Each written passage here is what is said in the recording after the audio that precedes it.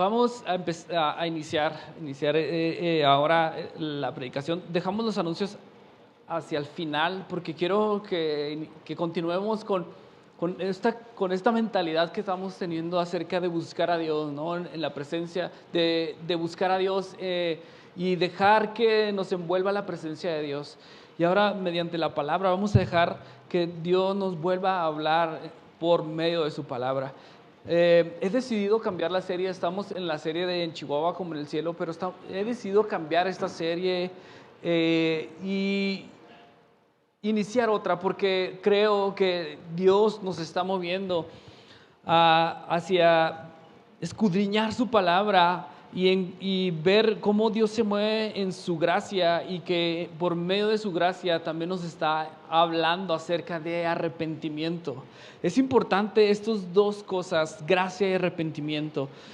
Y vamos a tocar ciertos puntos que hablan, ciertos puntos en los que estamos probablemente viviendo, que hablan acerca, al final vamos a hacer los anuncios y a recoger también ofrendas y diezmos, ¿ok? Pero hay temas en nuestras vidas como la ansiedad, como la crisis de fe, como la depresión, como la decepción, como tal vez una enfermedad que están llegando a nuestras vidas y están haciendo que no veamos claramente acerca de la gracia de Dios y que no podamos vernos a nosotros mismos para poder entonces buscar el arrepentimiento. Hay cosas que nos envuelven dentro, que son densas, que son pesadas y que disipan todo eso de lo que Dios nos ha dado. Entonces, por eso es que he decidido cambiar la serie e ir hacia ese rumbo, ir hacia escudriñar la palabra acerca de qué nos dice acerca de el camino. Y así se llama esta serie, El Camino. ¿Recuerdas esa famosa y dicha frase de Jesús cuando está con sus discípulos antes de ir a la cruz? ¿Recuerdas? Si quieres, abre tu Biblia en Juan 14, 6. Es una frase que la conocemos, que la repetimos. Es una frase que se nos viene muchas veces a la mente. Es una frase directamente de Jesús diciendo a sus discípulos cuando uno de sus discípulos no sabe a dónde va Jesús, no sabe qué está pasando con Jesús. ¿Y qué va a hacer Jesús? Porque va a la muerte, no va a la cruz y va a ser resucitado, pero no sabe qué está pasando. Entonces Jesús dice: yo soy el camino, la verdad y la vida, le contestó Jesús. Nadie llega al Padre sino por mí. ¿Recuerdas la frase esta? Es famosa y es una frase que el mismo Jesús afirma en una circunstancia difícil para sus discípulos. Es una frase profunda, es una frase importante para nuestras vidas. Es una frase que podríamos decirlo que es simple, pero no es tan simple. Y podemos decir o algunos pueden decir que es una frase que viene de un maestro religioso. Es una frase, unos pueden decir que es una frase que viene de un hombre que se dedicó a hablar de ética, a hablar de valores en la época en la que vivió. Pero esta frase de Jesús, que yo soy el camino, la verdad y la vida, y luego después dice: nadie llega al Padre si no es por mí.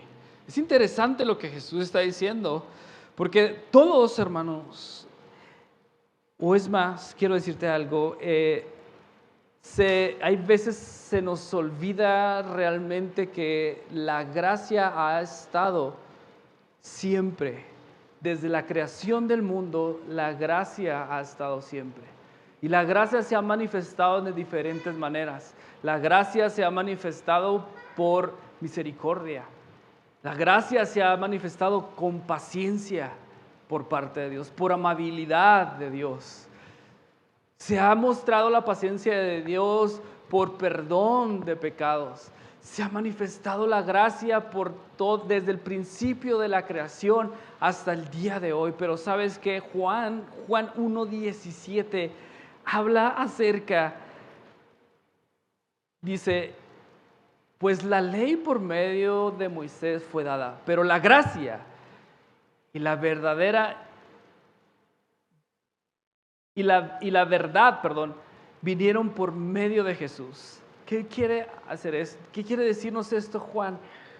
Que ahora, en este tiempo, la gracia tiene cara. La gracia tiene un rostro. La gracia tiene carne y hueso.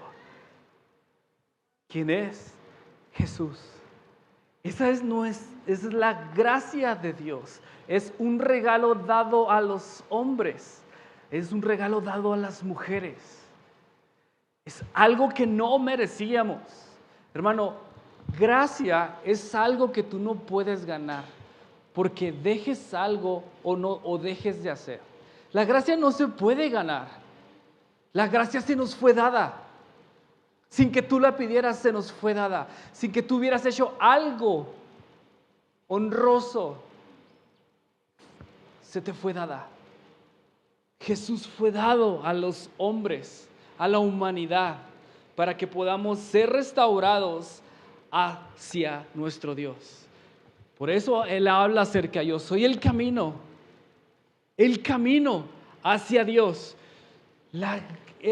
Hay paciencia en Él, hay amor en Él, hay perdón de pecados en Él. Hermano, cuando tú y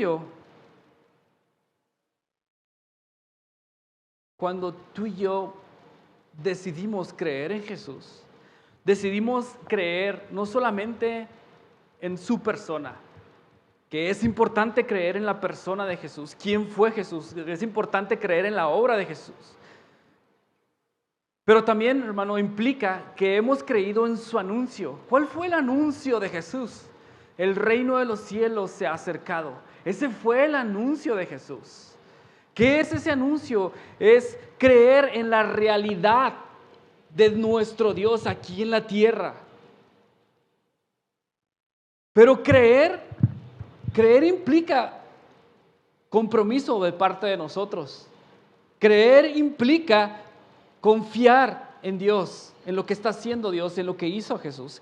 Creer implica que reorientemos nuestras vidas a la realidad de Dios.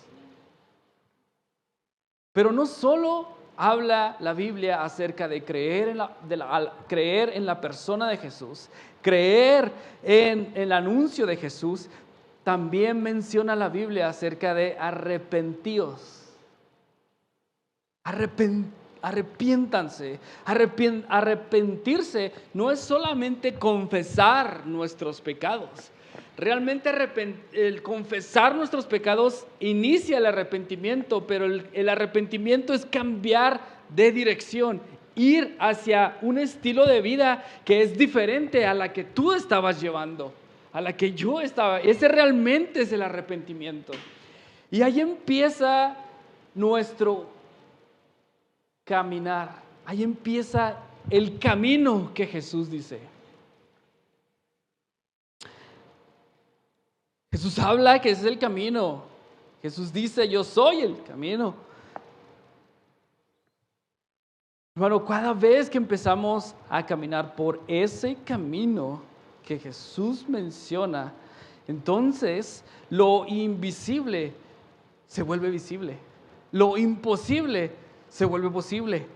Existen milagros, existe restauración, existe santidad, empieza a crecer fe, empieza a crecer esperanza y empieza a crecer el amor. Estamos llenos de un mundo lleno de muerte y destrucción, pero cada vez que vamos por ese camino, entonces empieza a producir vida aquí en la tierra. Aquí empieza a producir vida. Pero camino, ¿a qué se refiere Jesús con camino? ¿No? ¿Acaso Jesús está lleno de asfalto? para decir, bueno, voy a caminar por ese camino? ¿O acaso Jesús está lleno de piedras y de arena o de tierra para decir, entonces camino por ahí? ¿O de cemento? Jesús es carne y hueso. Él está vivo. ¿Estás de acuerdo? Él está vivo, en carne y hueso, Él está vivo. Pero entonces Jesús está haciendo o hablando de una metáfora. Hermanos, una metáfora es tomar una palabra que entendemos para referirnos a una cosa o a una acción, que experimentamos con los 5 sentidos, para usarla refiriéndose a algo que va más allá de nuestros sentidos inmediatos. Esa es una metáfora. Realmente no podemos decir que Jesús es un camino, ¿no? Pero creo que casi todos podemos entender acerca cuando decimos Jesús es el camino. A pesar de que no lo vemos como un hombre lleno de asfalto, ¿verdad? ¿Me explico? ¿O no? Ok. Vamos a entender un poco más, hermanos. Un camino nos lleva hacia un lugar, ¿no? Jesús dice, yo te llevo al Padre. Un camino, bueno, más bien, en un camino hay señalaciones que nos ayudan a no tener percances en el camino. Hay señalaciones de alto, ¿verdad? Y que nos dicen, cuidado porque si no puede chocar. Ese es un señalamiento. Jesús dice, mi verdad te lleva por el camino correcto. Libre para perseguir la voluntad de Dios. En el camino, hermanos, no podemos evitar detenernos. En un camino no podemos evitar bajar la velocidad, ¿estás de acuerdo? En un camino hay paradas de emergencia. Cuando vas por el camino, es muy fácil tal vez perderte. Aunque traigas GPS, hay veces te pierdes. ¿Y sabes qué tienes que hacer cuando estás perdido? Darte la de uno y volver a tomar el camino correcto. Hay caminos incorrectos que tomamos. Es más, en el camino hay tormentas. ¿Sabes? No podemos evitar la tormenta en el camino. Siempre va a haber tormentas. En el camino siempre estamos, o más bien nos cansamos y nos desanimamos muchas veces. Hay veces que el camino es plano, recto y podemos correr, pero hay veces que el camino es una pendiente y tenemos que bajar la velocidad y es tan difícil tal vez subirla. En el camino, hermanos, podremos tal vez rompernos un hueso y parar. En el camino, tal vez podemos, si te estás imaginando, a lo mejor en tu coche, tal vez se puede ponchar una llanta y tienes que bajarte a desponchar. Así que ten esto en tu mente, la idea acerca del camino y acerca de que estamos recorriendo un camino, el camino de Jesús. Pero Jesús es muy claro en todo lo que dice. Mira lo que dice en Mateo 7, 13, 14. Dice, entrar por la puerta estrecha, porque ancha es la puerta y espacioso el camino que lleva a la perdición. Y muchos son los que entran por ella. Porque estrecha es la puerta y angosto, ¿qué? El camino que lleva ¿a qué? A la vida. Y pocos son los que la hallan. Otra vez, Jesús habla acerca de un camino. Habla de un camino. Y esto es en Mateo, pero en Juan dice, yo soy el camino.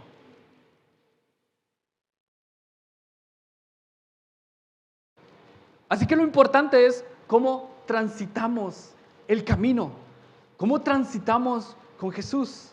Hermanos, Efesios 5:6 dice, sed pues imitadores de Dios como hijos amados.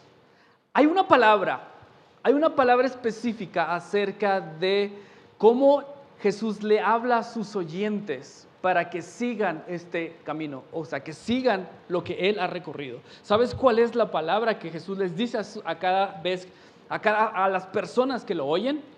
Es, sígueme, sígueme. ¿Por qué te leí Efesios 5:1? Porque Jesús habla de un seguimiento para convertirte como Él es. Él habla acerca de oigan, sean imitadores de Dios. Ahora, ¿eres imitador de Dios, hermano? ¿Te consideras un imitador de Jesús? ¿Te consideras así? ¿Quién se considera así? ¿Quién? Levante la mano. ¿Quién se considera así? Nadie. Nadie se considera un imitador de Jesús. ¿Por qué no? ¿Por qué no se consideran imitadores de Dios? De Jesús.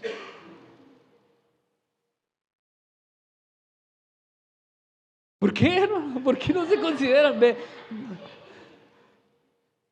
¿Quién es pecador? ¿Quién? Levante la mano. ¿Quién es pecador? ¡Wow! Todos nos consideramos pecadores, pero no imitadores de Jesús. ¡Wow!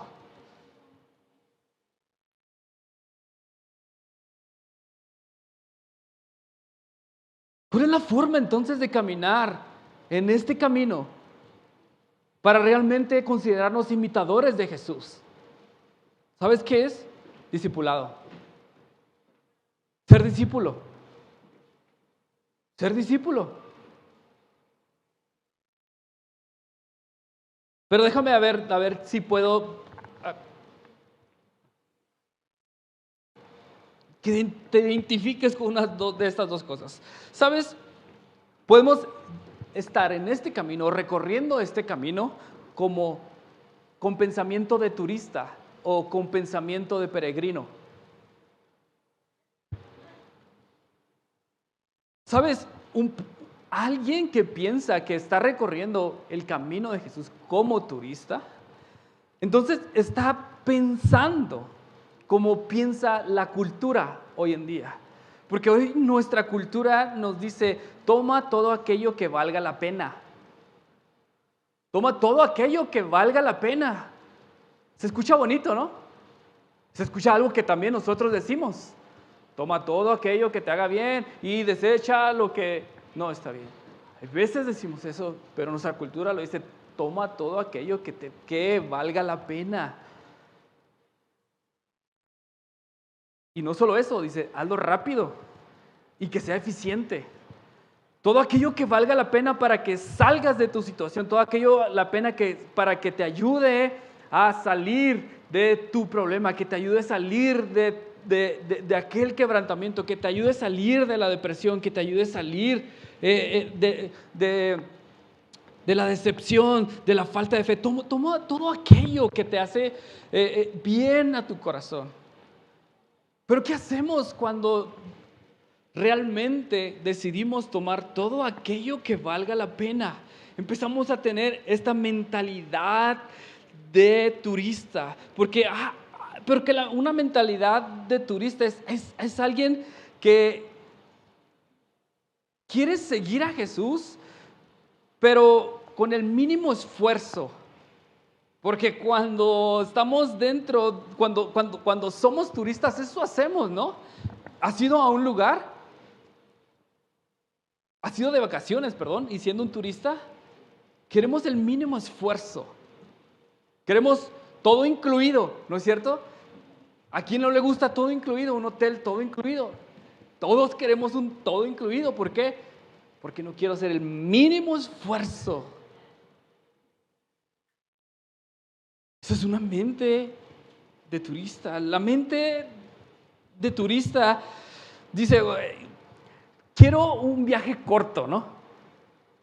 Un viaje a corto plazo, solamente Jesús. Y que mi vida esté envuelta en eventos especiales. Que mi vida tenga eventos que me llenen de adrenalina. O sea, pedimos eso, ¿no? Muchas veces. Que la vida cristiana esté llena de adrenalina, que la iglesia me ayude a tener adrenalina, que cuando venga a la iglesia Que la iglesia me dé esos, ¿cómo? No sé la palabra, RPC, algo se llama, RCP, por ahí va, ¿no? Queremos que la iglesia me dé eso, ¿estás de acuerdo? Unos choques para despertar. Cuando somos turistas en un lugar, eso buscamos, ¿no? Un refrigerio, un despejar la mente para regresar a la vida cotidiana y estoy como nuevo. Y buscamos muchas veces ese tipo de cosas cuando tenemos una mentalidad turista dentro del camino de Dios. Cuando tenemos esa mentalidad de turista, siempre estamos pensando en entretenimiento religioso, ¿no? Siempre estamos pensando en diversión sagrada. Siempre estamos planificando nuestra vida alrededor de eventos especiales que tenga la iglesia. Siempre estamos planificando la vida alrededor de conferencias. Estamos planificando la vida alrededor de aquel predicador nuevo que llegó, aquel predicador nuevo que tiene cierto carisma. Siempre estamos terminando nuestra vida alrededor de experiencias sobrenaturales, de milagros tal vez, que si no hay milagros entonces no está Dios. Tenemos esta mentalidad de turista que queremos que haya coreografías dentro de la alabanza, ¿no? Para que me animen. Hay que decirle a los músicos, ¿no? Que pongan coreografías.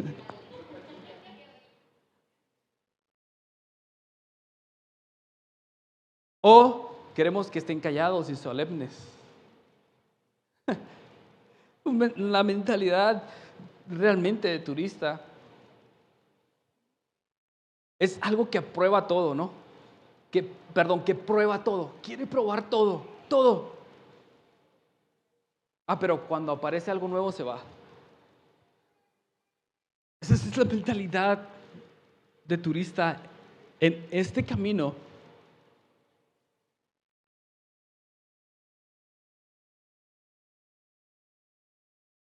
Cuando tenemos esta mentalidad de turista, entonces empezamos a buscar un sustituto de Dios.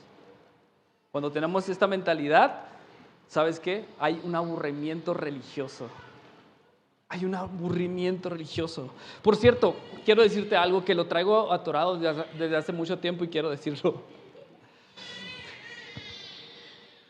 Porque lo veo muchas veces dentro de nuestra cultura que se encierra como cristianos. Hermano, si tú eres uno que dice, yo no soy religioso, y luego empieza a decir, yo no soy religioso porque ahora acompaño mi comida con vino, acompaño mi comida con una cerveza. Yo no soy religioso porque ahora sí bailo en las fiestas y me divierto. Tú no, religioso. Si piensas tú, yo no soy religioso porque ahora sí traigo tatuajes. Yo no soy religioso porque ahora sí uso este tipo de ropa que tú no usas. Yo no soy religioso porque ahora sí yo puedo escuchar tal tipo de música dependiendo cómo esté yo, cómo me sienta. ¿Sabes? Eso no te excluye de ser religioso. Como tampoco excluye a la persona que dice, yo no soy como él. Este es un pecador. Este hace esto y yo no. Este toma y yo no. Este hace esto y yo no. ¿Sabes qué es? ¿Sabes cuál es lo que hace que una persona sea religioso?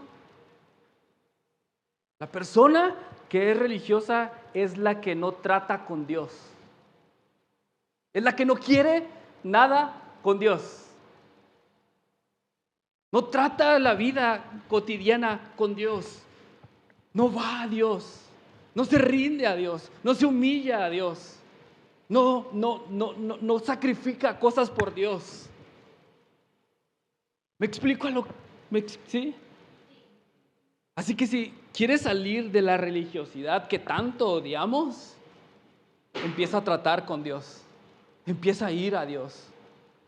Verás cómo empiezas a no ser religioso, a pesar de que traigas tatuajes, a pesar de que uses faldas largas, a pesar de que traigas aretes o a pesar de que no traigas aretes.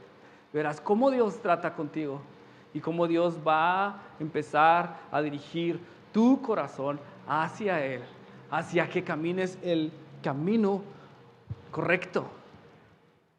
Hermano, podemos aburrirnos de la religiosidad, sí, hermanos, podemos aburrirnos, tal vez dentro de la iglesia, sí, hermanos, podemos tal vez aburrirnos, pero ¿sabes qué? No te puedes aburrir de Dios, no te aburras de Dios,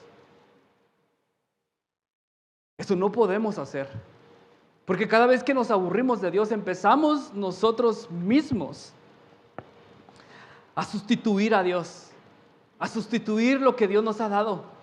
¿Sabes? Cada vez que nos aburrimos de Dios, que decimos nos aburrimos ya de Dios, o yo no soy religioso, yo no soy tal, empezamos a sustituir a Jesús por diferentes celebridades. Buscamos quien nos anime, buscamos quién es el nuevo, tal vez predicador para que nos anime. Buscamos en las redes sociales, en YouTube, todas las transmisiones de las iglesias que existen ahora para encontrar alguna que me anime. Buscamos o sustituimos las escrituras por alguna literatura que nos pueda motivar, que nos ayude a salir de nuestras circunstancias. Pero ¿sabes qué? El camino de Dios, el camino que Dios nos ofrece, el camino de Jesús es tratar con Dios día a día. Y cada vez que tratamos día a día con Dios, el camino que Jesús nos muestra es misterioso. Misterioso porque no sabemos cómo Dios va a actuar. Y Dios siempre va a actuar bien, porque tiene pensamientos de bien para nosotros. Pero es misterioso, porque muchas veces pensamos hoy, mañana, no sé qué va a pasar. Pensamos, hoy no tengo esto, me falta esto, hoy está destruido tal cosa, hoy mi familia está destruida, hoy mis relaciones están a punto de quebrar, hoy esto, pensamos siempre, pero cuando caminamos por el camino de Dios, es misterioso, porque sabemos que todo lo que va a hacer Dios va a ayudarnos a nuestros corazones, pero es misterioso porque no sabemos cómo va a actuar. Y muchas veces pensamos, Dios va a actuar de esta manera, va a decir de esta manera, va a hacer esto con esta persona, le va a decir a esta persona esto. No, hermanos, quítate eso de la mente. No sabemos cómo Dios va a actuar. Lo que sí Jesús nos está diciendo es, sigue caminando, sigue adelante. El camino de Dios es maravilloso, podemos ver grandes cosas. También es extraño, ¿no? No sabemos lo que va a pasar. Es misterioso, pero también es extraño. Hay veces no pasa nada en el camino, ¿te has dado cuenta? ¿Te has dado cuenta las rectas? ¿Has agarrado una recta en el camino? ¿Cómo es una recta? Es bien aburrida, el calor está insoportable y si no traes aire acondicionado, olvídate, es terrible. Hay veces el camino de Dios es recta, no pasa nada. No pasa nada. Y a veces se siente así, no pasa nada pero me mantengo, ¿no? Me mantengo en el acelerador. Me mantengo viendo el horizonte, ¿no? Porque tenemos que ver la carretera, tenemos que ver lo que viene enfrente, tenemos que ver lo que está allá para seguir adelante. Ese es el camino que Jesús nos lleva. Es extraño muchas veces, pero siempre va a trascender en este mundo. Siempre va a llevarnos hacia lo desconocido. Siempre nos va a llevar hacia algo bueno, aunque parezca ahorita que no está bien.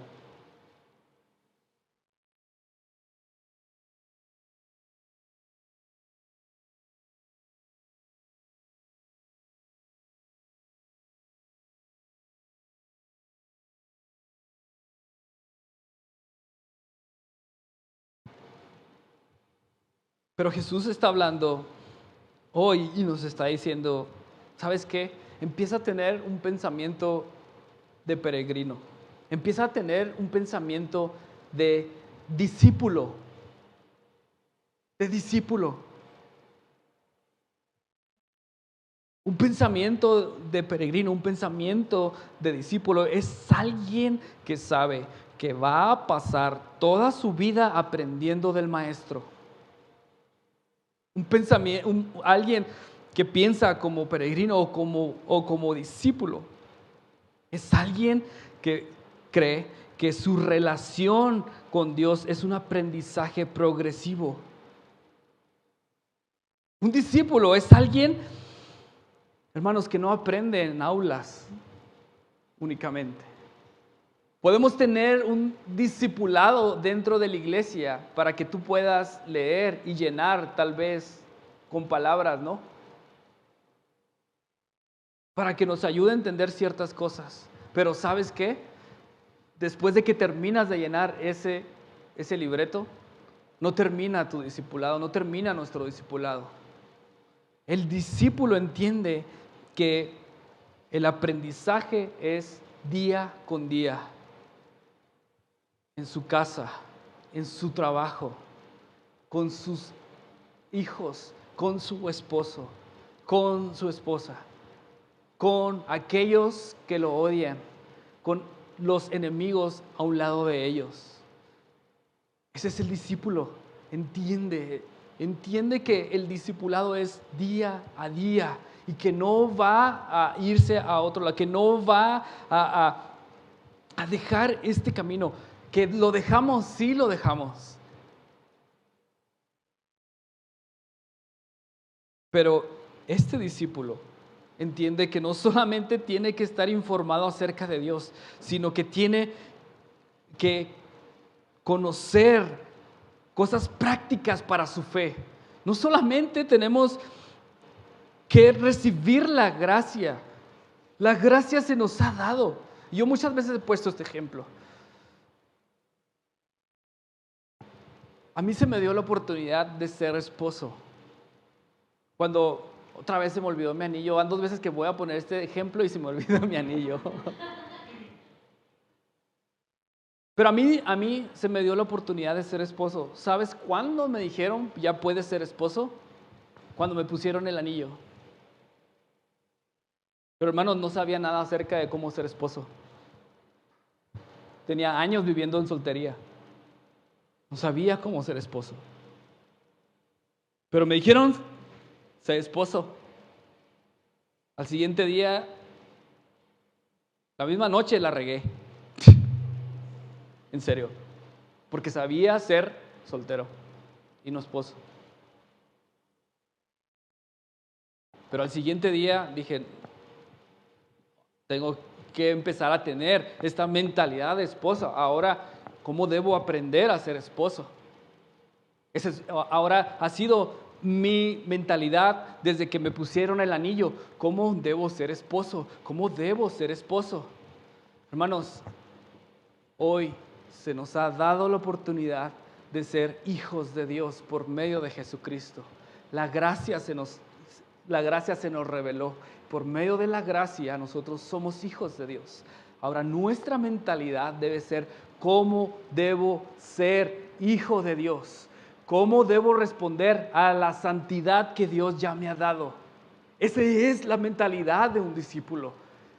Siempre caminar y decir, ¿cómo debo ser hijo de Dios? ¿Cómo debo ser santo? ¿Cómo puedo permanecer santo? Esa es la mentalidad de un discípulo. Y no es cada domingo que vengamos, ¿cómo debo ser un discípulo? Enséñame, pastor, ¿cómo debo ser un discípulo? Sí, aprendemos ciertas cosas aquí. Sí, aprendemos entre hermanos, pero también debes de aprender de lunes a sábado cómo debes ser hijo de Dios, porque ya se te ha dado la restauración, ya se te ha dado la reconciliación con tu Padre por medio de Jesucristo. ¿Están conmigo? Eso es la mentalidad de un peregrino, una mentalidad que sabe que está siempre aprendiendo de Jesucristo.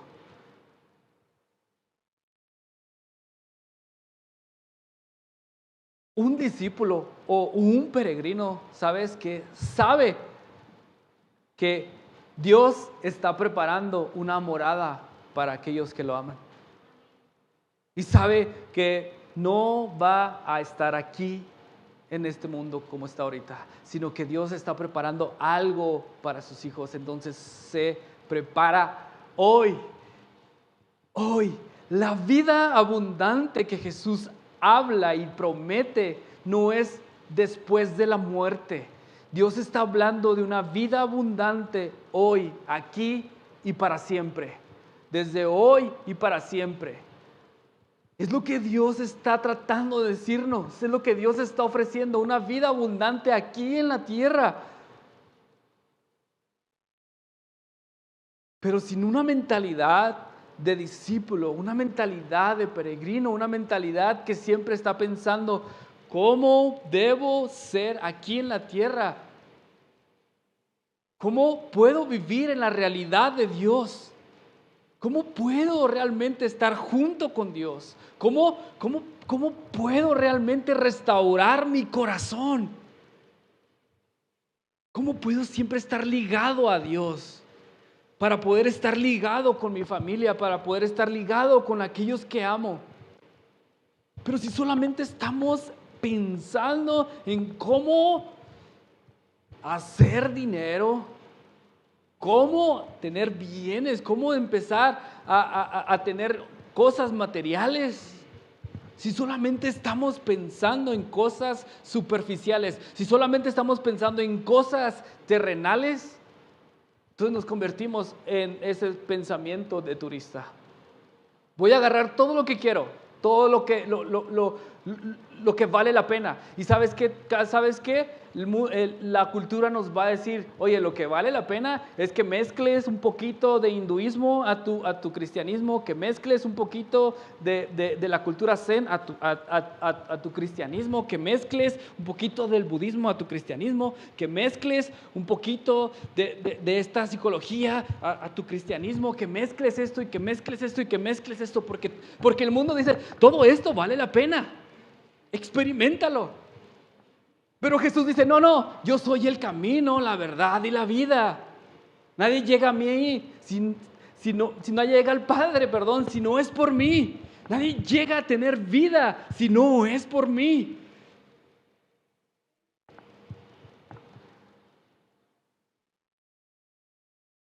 Sí, la puerta es estrecha, el camino es angosto, Jesús dice. Pero ya para terminar, quiero decirte, y te vuelvo a repetir, la gracia tiene rostro. La gracia es Jesús. La gracia es camino. Jesús es el camino y Jesús es gracia.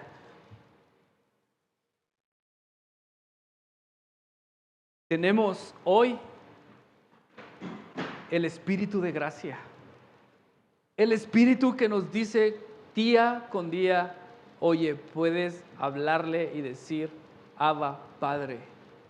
Puedes llegar a Dios y decirle, Abba, Padre. Hermano, la gracia nos acompaña por todo el resto del camino. La gracia nos va a acompañar en el futuro. Porque la gracia es Jesús, la gracia está viva. Es Jesús el camino que debemos seguir. Por medio del arrepentimiento, empezamos entonces a cambiar de dirección. Es importante el arrepentimiento. Es importante escudriñar tu corazón día con día.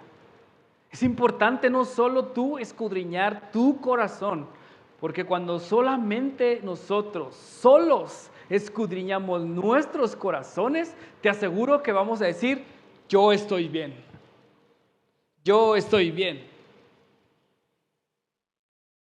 Pero cuando escudriñamos nuestros corazones con las Escrituras, vamos a encontrar lo que está mal. Cuando escudriñamos nuestros corazones junto con la iglesia, vamos a encontrar cuáles son nuestros errores. Cuando escudriñamos nuestros corazones junto con los casados, nuestras esposos, vamos a encontrar cuáles son nuestros errores, cuál es nuestro quebrantamiento. Así es como se busca o se escudriña nuestros corazones, no solos. No lo busques solo, porque siempre vamos a terminar diciendo, el otro está mal y yo estoy bien.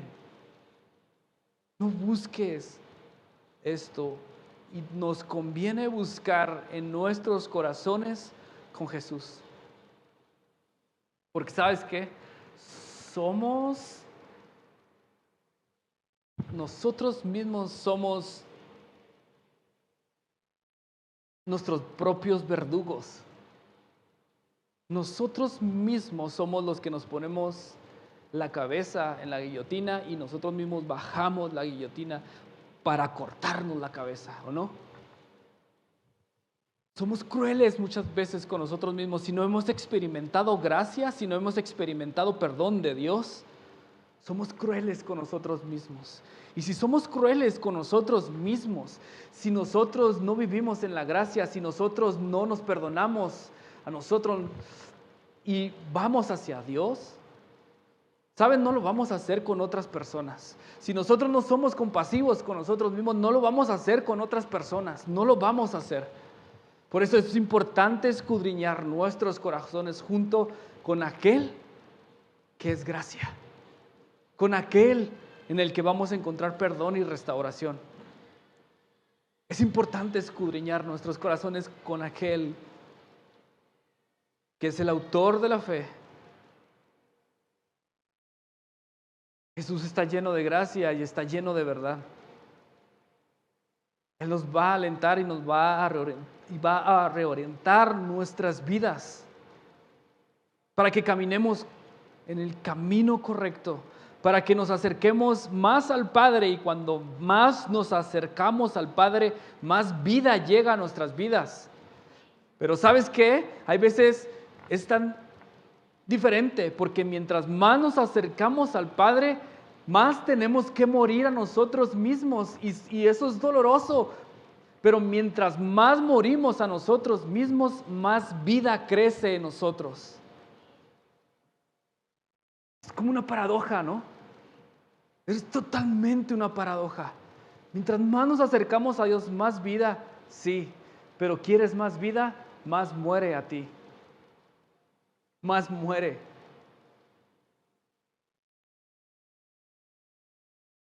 ¿Cómo están? ¿Seguros?